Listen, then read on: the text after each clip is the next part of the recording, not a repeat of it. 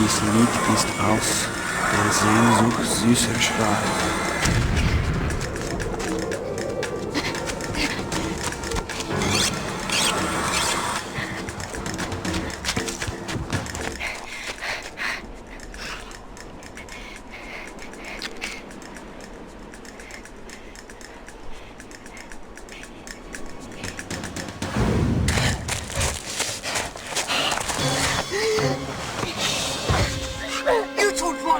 I stole the wine, didn't you, runt? No, I didn't, I swear! Let me see what I can do to squeal it. I did, I swear!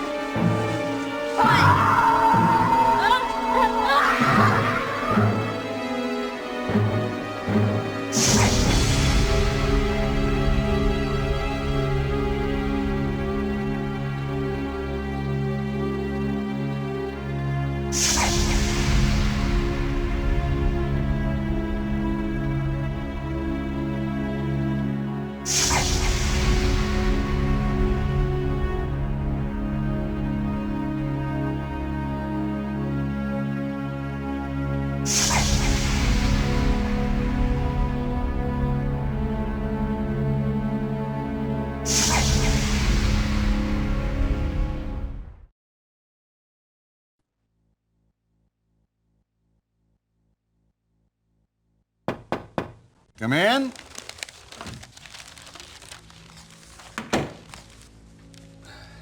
Reporting for work, sir. Relax, son. This isn't the academy. Yes, sir. And Mr. Sullivan will do just fine. I think you'll find that the COI is a bit more informal than your other branches of government. Now, let's set you to work. Some city detectives sent this complaint over to us. It should be pretty straightforward. If you have any questions about the assignment, don't hesitate to ask. The door's always open, son. Thank you, sir. Mr. Sullivan. What is it, Mr. Pearson? Oh, yes, of course, your office. It's across the hall, and please forgive the mess. Your predecessor departed rather unexpectedly, and we're still short-staffed and haven't had a chance to clear it out for you. Well, I hope you can handle things on your own. It's something you're going to have to get used to with the COI.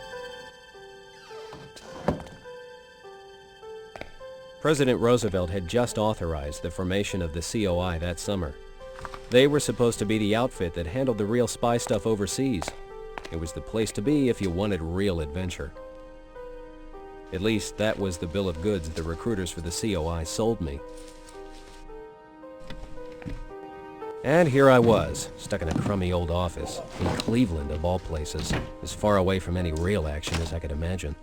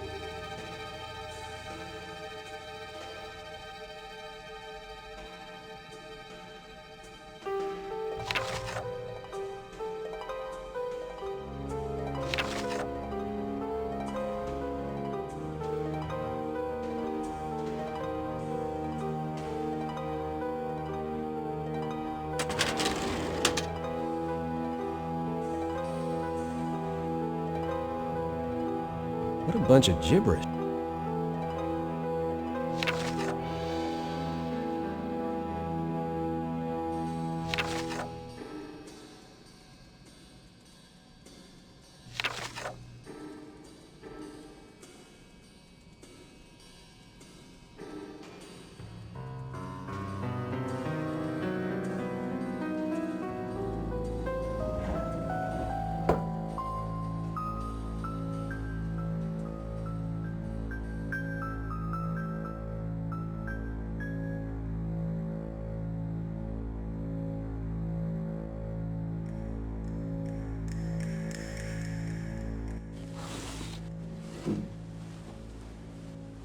This might come in handy.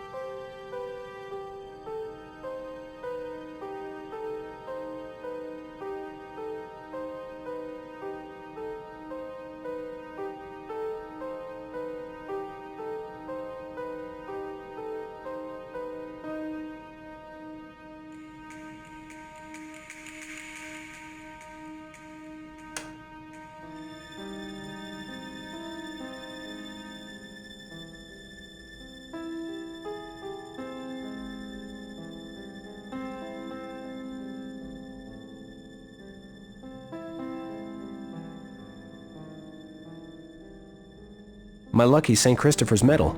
I've had it since I was a kid.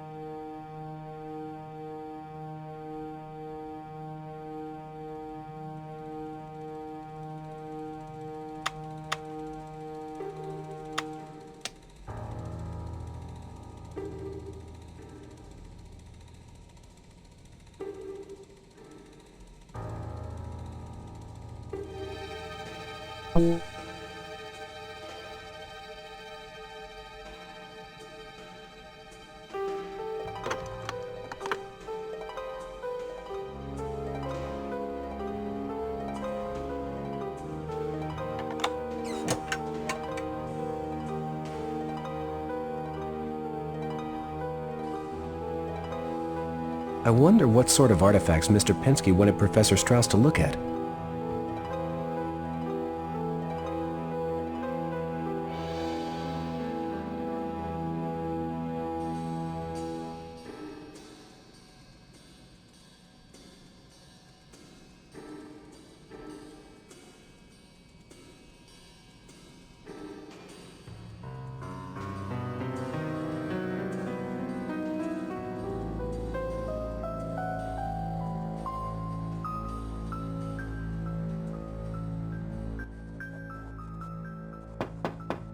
Yes?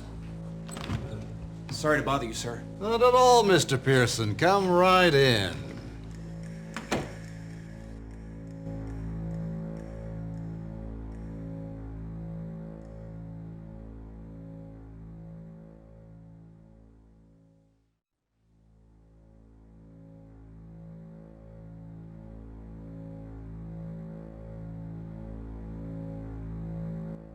Sir, what happened to the fellow I'm replacing?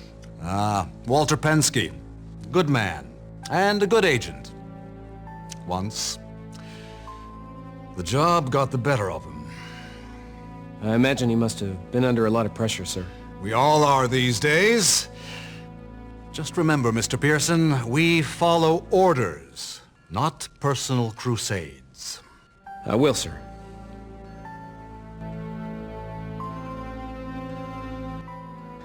I have a question about this case file, sir. Certainly. What is it?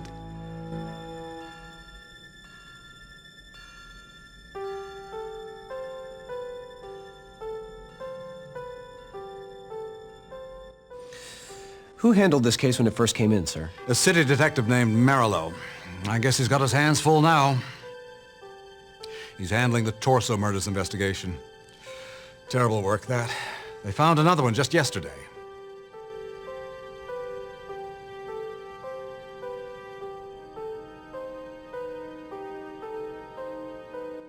Sir, this munitions owner, Mr. Finster, is there anything you can tell me about him that wasn't in the report?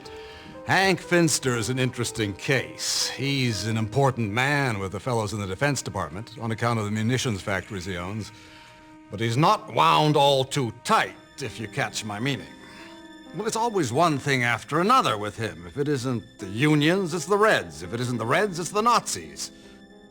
But he may have something there. Take a look at that invitation. What do you make of it?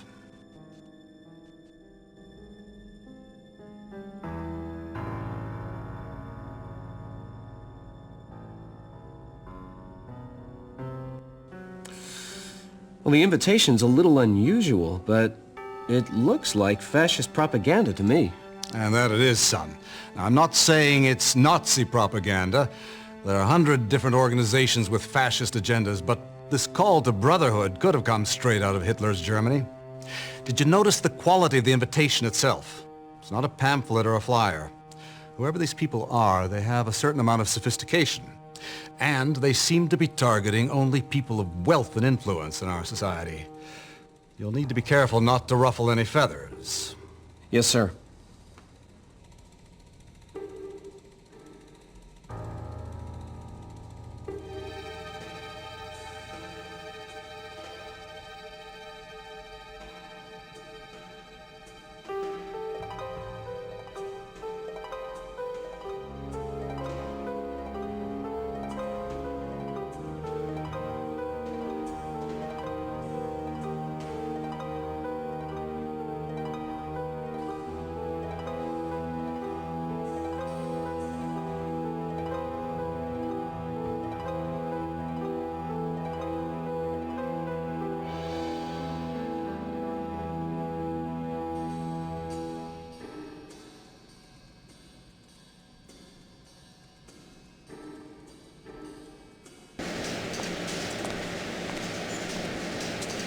Excuse me, could you tell me where Mr. Finster's office is?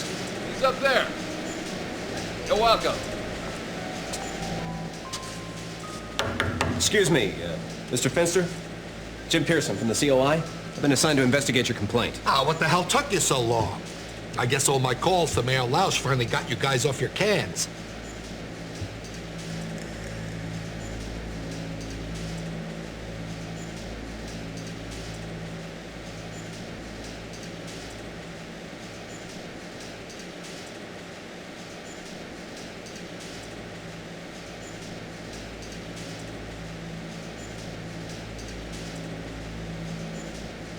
What can you tell me about this brotherhood, Mr. Finster? What can I tell you? Oh, what makes you think I can tell you anything? But I'll tell you what it is, though. It's a Nazi conspiracy is what it is. No, what makes you say that, Mr. Finster? The invitation has no swastikas, no insignia, no clear-cut signs of Nazi involvement. Now, you mark my words, young man. This is a Nazi conspiracy, or my name isn't Henry W. Finster. I'm gonna need some hard facts before I'm able to make that stick with my superiors, sir. Where do they find you guys? What, do they just pull you out of a pumpkin patch? It's right before your eyes. Those screwy symbols. You recognize the symbols on that invitation? I've seen them all over Germany. When were you in Germany, Mr. Finster? Now, don't you give me that look. Mr. Finster, I... There is nothing wrong with Germany. My grandparents were born in Deutschland. We still have family there. The German people are upstanding, hard-working, God-fearing folk, and the American worker could learn a thing or two from them. The only thing wrong with Germany is that Austrian peasant and his gang of street thugs. My apologies, Mr. Finster. I am only trying to establish the facts in the case. Okay. It's been 15, 20 years now since I've been there. But I will never forget those symbols. Do you have any idea what those symbols mean? Of course not. I would never have anything to do with that sort of thing.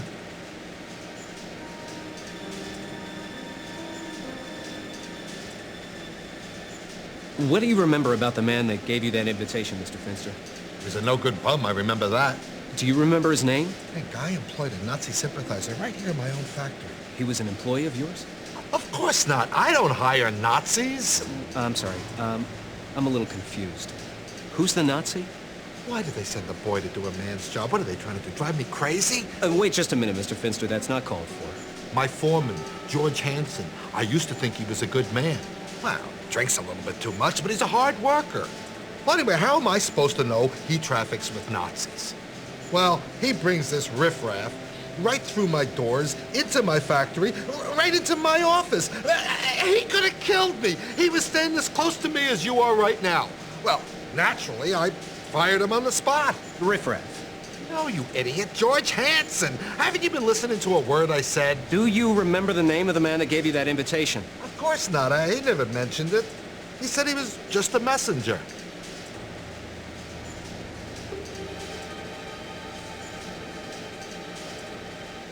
Can you describe this messenger for me? I already described him to that detective. Look, I even picked his photograph out of one of their books. Oh, but he didn't care. All he was interested in was that vagrant killer. Well, if you ask me, he's doing this city a big favor. I wouldn't know anything about that, sir. Can you describe him again for me, please, for my benefit? You know, if you guys had done your work in the first place, you'd already know this. Yeah, he looked like a killer. Real mean, squinty eyes, red hair, and the bushiest red beard you'd ever want to see. Hey, there's no mistaking this guy.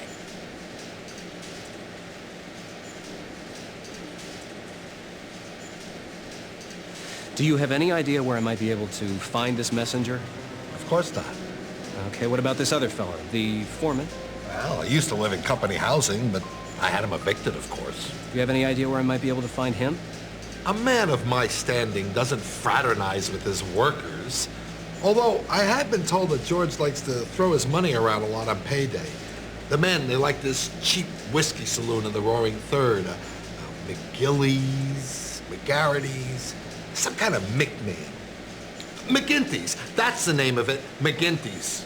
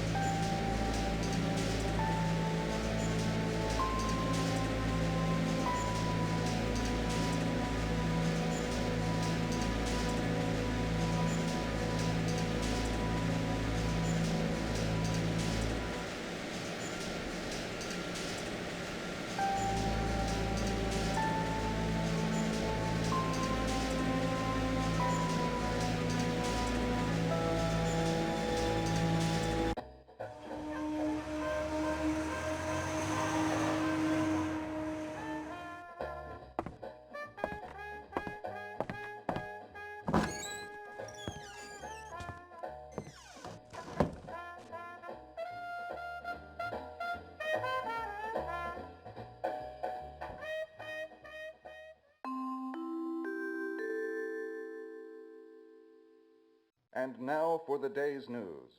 Our top story today comes straight from the tough and tumble neighborhood of Kingsbury Run. There, the police continue their exhaustive manhunt for the torso killer. As his head count hits 7, the citizens of Cleveland raise their voices in protest. Meanwhile, the city police... Excuse me, I'm looking for a man named George Hansen. He used to be... I never heard of him. Listen, buddy, I'm not trying to cause any trouble for you. I just need a little help trying to find a friend of mine. Yeah, friend, huh? Look, I got nothing to do with no lousy feds. I want you to do me a favor and scram, huh? And while you're at it, take that friend over there with you. You're scaring away all my business. A nefarious ploy to bluff its way through the British blockade. Our sources indicate the Axis boat falsely flaunted our very own stars and stripes and had an American name painted on her pilot house and stern in an attempt to pass itself off as one of our own. Our American cruiser's good commander was too smart to fall for such a trick, however, and he immediately ordered the ship to heave to. Despite a last-ditch effort by the Axis merchantmen to blow up their own ship, their vessel was captured without incident. In other global news, snow and near-zero weather in Russia halted Nazi troops dead in their tracks. More bad news for the Axis as the British began an offensive in North Africa along the What's your name? 130-mile Libya line. Who wants to know? My name's Jim Pearson. I'm from the COI. Reports confirmed that the Australian Well, have a seat, Jimbo. was sunk by a German raider disguised as a Dutch merchant ship. The name's Winslow. Yes, our mates down Dick under Winslow. could use a few lessons from our Nice to meet you, Mr. Winslow. What brings you here? Oh, no need to be so formal. You can call me Dick. Kurusu, Japan's new and super special envoy, I'm just here for a drink. is set to begin a round of Really? talks with the State Department. This just doesn't seem like your type of place. Oh, why not? Can't a working Joe like me go out for a drink? Can he try someplace new? Well, you just seem a little overdressed, is all. Officials in Washington hope that Kurusu, Japan's Guilty as charged, sport. can head off Not a bad bit of deduction, that. Oh, well, I might as well confess. You're right. a recent survey of 59 Midwestern editors and I'm with the FBI. interventionist Really? Congress for Freedom. What are you doing here? Staking the place out. I thought I might get a lead on the torso killer, but I haven't had much luck yet. Of the administration's foreign policy and a repeal of the Neutrality Act. You're new here, aren't you? Yeah, I just started. Oh, you don't say. And, what brings you here to McGinty's, Jimbo? Well, I'm working on an investigation of my own. Oh, really? How interesting. During recent months. Did someone steal some plans for a secret weapon? Huh? Or commit an act of sabotage, perhaps? No, nothing like that. I'm looking into a group of possible German subversives. New York, Well, the new hero. perhaps your men are on our little German blacklist. The lovable collies barking. You mean they haven't told you about that? Residing in apartments Your above office and should below have a the copy. East Side store. Really? I'd complain to my superiors right away. His own life. How can a new agent hope to succeed without the necessary tools? What is this list? The burning building. It's a list of suspicious Americans of German descent. Local doctor Jerry. FBI's been keeping tabs on them for a while now. Oh, it wouldn't take much for some of them to sell out Uncle Sam for, Uncle Adolf, huh? Thanks for the information, Dick. This list might come in handy. Well, I should be going now. Listen, sport. You're new here, so I'll give you one little bit of free advice. Some of the people in your department have stepped on some toes, so you be careful where you put your foot down. I'll remember that. It was a pleasure to meet you, Jimbo. Hey, drop by my office anytime. Thanks, Dick. I just may take you up on that. And finally, in sports today, the Barons extend their winning streak to 7 games by defeating the Washington Lions. Look, I don't mean to be critical, Jimbo, but the people around here are going to be afraid to open up to me if they see me talking to a Fed. Management indicate that they are about to sign a Sorry, Dick. 24-year-old I won't bother you. shortstop, Smiling Lou Boudreau, to a 2-year contract to manage our hometown boys. If such a deal goes through, this would make Boudreau the youngest man to ever manage a big league club.